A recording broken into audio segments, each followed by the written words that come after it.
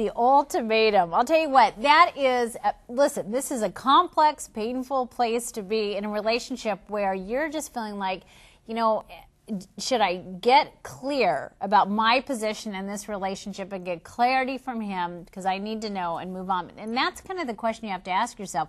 We don't come to clean positions with each other sometimes in relationships because we're so afraid of what their answer will be. Right. And you know, it's easy to kind of deal with a conspiracy and hide a little bit from the truth.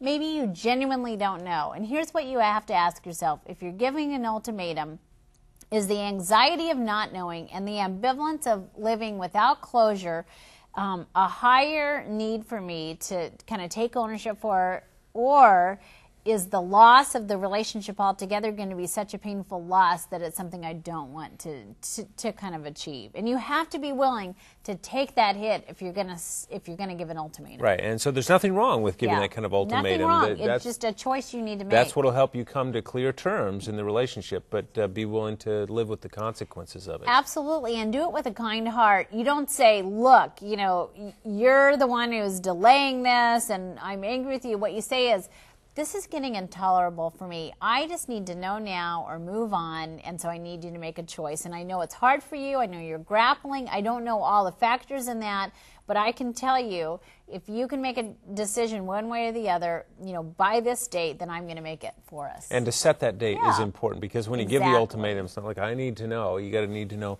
by, you know, 3 weeks from now or whatever it might be. Right. You've got to set that We time. know a couple that's married 20 years, and she did give him an ultimatum.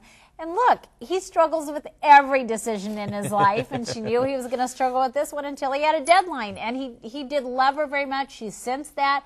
He's just not a quick decision maker. He's a very, very cautious decision maker. And some people have that style. And so understand those dynamics. Do it with grace. But if you can't handle waiting anymore, you've got to set a boundary.